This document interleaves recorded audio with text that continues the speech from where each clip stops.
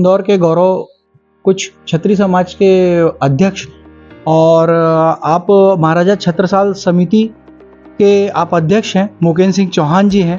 मुकेश जी, आपका जो 9 तारीख का कार्यक्रम है उसकी क्या रूपरेखा है और आगे की क्या पृष्ठभूमि है? धन्यवाद। 9 जून को हम महाराज छत्रसाल का 375वां जयंती मनाने जा रहे हैं। आपको ये जान के बड़ा हर्ष होगा कि यह जो कार्यक्रम है ये हम पिछले 20 वर्ष से मना रहे हैं।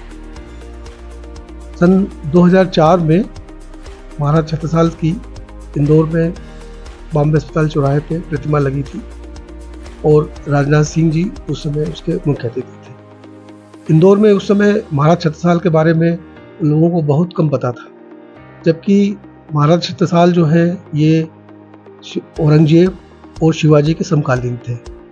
इन्होंने बुंदेलखंड का जो बहुत बड़ा हिस्सा है, जिसके कुछ जिले हैं, पन्ना, छतरपुर, टीकमगढ़, सागर, ललितपुर, दतिया, ये काफ़ी सारा एक बड़ा विशाल भूभाग है जिसको हम बुंदेलखंड बोलते हैं। उसका कुछ हिस्सा उत्तर प्रदेश में भी है और आधा हिस्सा इसका मध्य प्रदेश में भी है।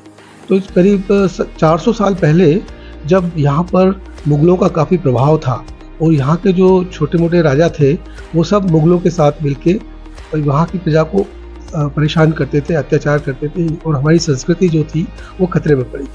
तब महाराजा छत्रसाल ने 5 घुड़सवार और 25 योद्धा लेकर अपना अभियान आरंभ किया और उसके लिए उन्होंने जो प्रेरणा थी वो छत्रपति शिवाजी से रायगढ़ के किले में जाकर ली। तो ये दोनों भाई रायगढ़ के किले में गए और वहाँ पर छत्रपति शिवाजी से उन्होंने पूछा कि किस तरह से हम आप जो काम करते हैं बुंदेलखंड में उस काम को कैसे करें। तो उनसे प्रेरणा लेकर इन लोगों ने फिर गुरिल्ला वार चालू किया और करीब 52 लड़ाइयाँ मुगलों से लड़ी और सभी लड़ाई में ये जीते और पूरे जो बुंदेलखंड का भूभाग था उसको इन्होंने आज़ाद करवा लिया। ऐसे और जो आज वहाँ पे जो हिंदू संस्कृति बची हुई दिखती है, आप उत्तर प्रदेश में देखिए एकदम आपको फर्क दिखाई देगा। एक मुगल संस्कृति, मुस्लिम संस्कृति मिलेगी, मुस्लिम भी ज़्यादा होंगे वहाँ पर जो बुंदेलखंड की जो संस्कृति है वो जो उसका जो किसी ने को बचाया है तो महाराज छत्रसाल, तो उनको बुंदेलखंड केसरी भी कहते हैं। तो हमारा ये उद्देश्य था कि ऐसे विभूति की जिसको लोग नहीं जानते हैं, जो राणा प्रताप और गुरु गोविंद सिंह, छत्रपति शिवाजी, इनके समकालीन और इनके बराबर का एक योद्धा है जिसको हम मध्य प्रदेश में होने के बाद भी उसको याद नहीं करते हैं। तो ये जो प्रतिमा लग जाएगी और तो इंदौर के लोगों को, मालवा के लोगों को पता लगेगा। तो ये कार्य हम लोगों ने उस समय किया और जब ये प्रतिमा लग गई तो हम लोगों ने महाराजा छत्रसाल उत्सव समिति बनाई। मैं उसका अध्यक्ष हूँ और हम लोग जो हैं यहाँ जितने बुंदेलखंड से लोग आए हुए हैं और आसपास के भी, वो हर वर्ष जयंती मनाते हैं।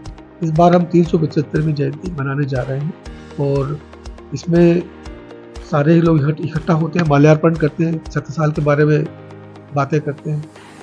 ये इसकी रूपरेखा है। इसी समय हमारे धर्मेंद्र सिंह जी जो हैं अपनी यात्रा लेके भी आते हैं और उसके अंदर ज्वाइन भी करते हैं।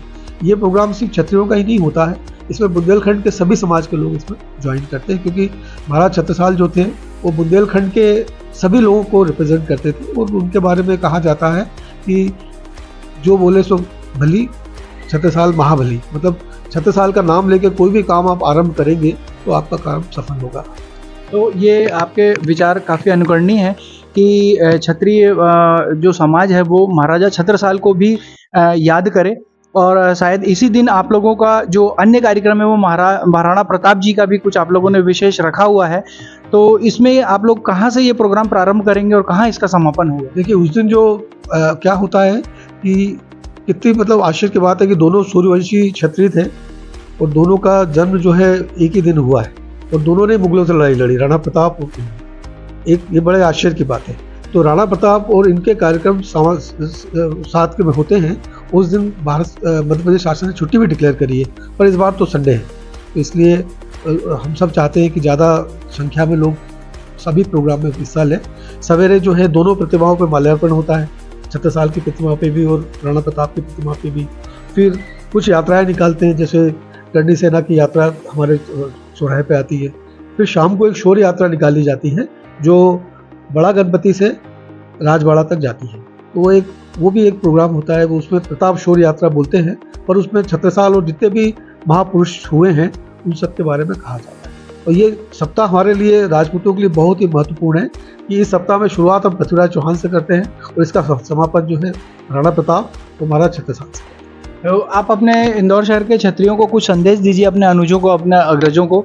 और ये कब से आपका, कितने बजे से कार्यक्रम प्रारंभ होगा और कहाँ से कार्यक्रम प्रारंभ होगा, और ये अधिक से अधिक संख्या में पधारें। और यहाँ पर आपका जब कार्यक्रम होगा तो आपके संगठन, कौन कौन से संगठन यहाँ पे प्रमुख भूमिका में होंगे? देखिए, हमारा जो कार्यक्रम है वो 9 साढ़े 9 बजे मुख्य रूप से माल्यार्पण का ही कार्यक्रम होता है।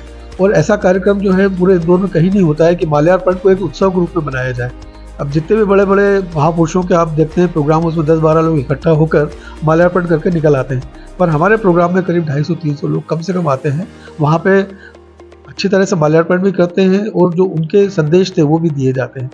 अब हम लोगों को यही है कि जब हमें जो अनुकरणीय जो उनकी बातें हैं वो सब हम कहते हैं कि भाई जो हमारा समाज है वो अगर देशभक्ति उसमें सबसे बड़ी बात है, और भारत की स्वतंत्रता, देशभक्ति और ऐसे लोगों के ऊपर जिनके ऊपर अत्याचार होता है उनको बचाना। उस दिन स्थान और समय क्या रहेगा? जी, 9:30 बजे छत्रसाल चौराहा, बॉम्बे हॉस्पिटल। 9:30 बजे बॉम्बे हॉस्पिटल, छत्रसाल चौराहा। और इसका समापन कहाँ होगा? समापन एक्चुअली उसी जगह पे हो जाएगा, क्योंकि वो यात्रा नहीं है, वो एक माल्यार्पण का उत्सव है।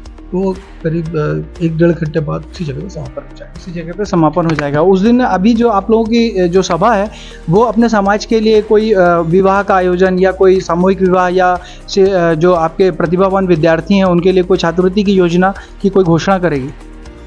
एक्चुअली हम अपने समाज के कुछ लोगों का हमेशा सम्मान भी करते हैं।